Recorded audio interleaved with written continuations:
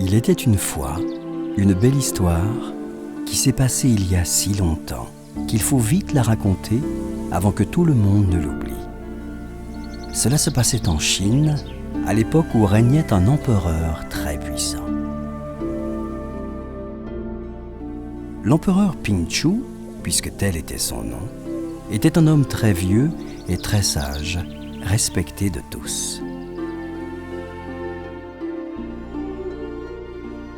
Qu'est-ce que cela ?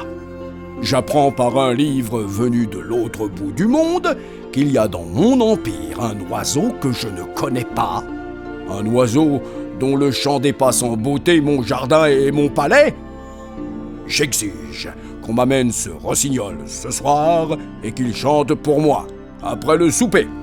Qu'il en soit ainsi, ou je ferai piétiner l'estomac de tous les courtisans, vous y compris. Bien, maître, il en sera fait selon votre gracieux désir, maître. Et une fois sorti de la salle, il trouva une petite fille qui put l'aider. La petite fille emmena donc dans la forêt le chambellan, ainsi que tous les courtisans, qui craignaient eux aussi de se faire piétiner le ventre.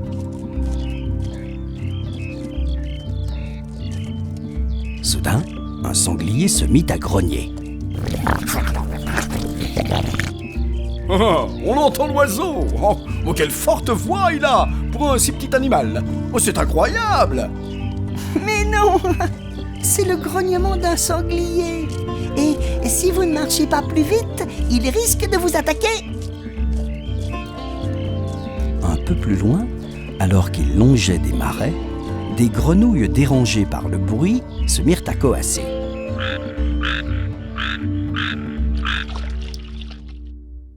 Le voilà, voilà le rossignol. Le petit oiseau gris sur la branche, c'est lui. Bonjour, cher rossignol. Veux-tu chanter pour nous, s'il te plaît ? Oui, avec grand plaisir, dit l'oiseau. Et sa voix s'éleva, pure et douce comme une perle de cristal, allant droit au cœur des courtisans, devenus muets d'admiration.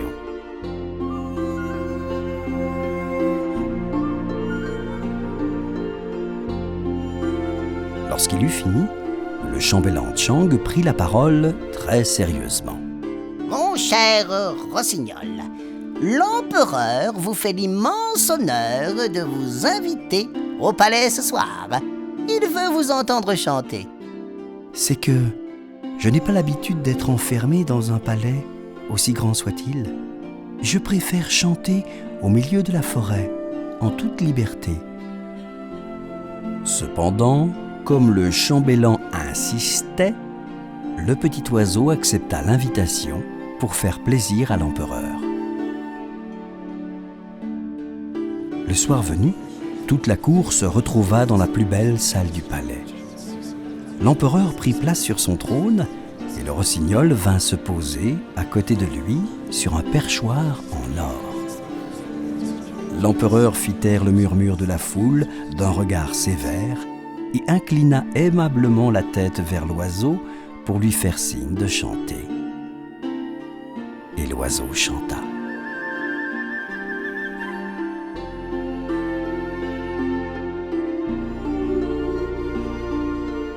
Il chanta de longues minutes, pendant lesquelles l'empereur se sentit transporté par une joie mystérieuse.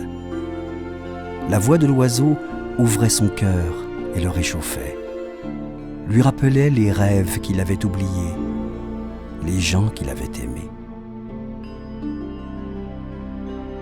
Lorsque l'oiseau chantait, il semblait au vieil empereur que le monde était en paix.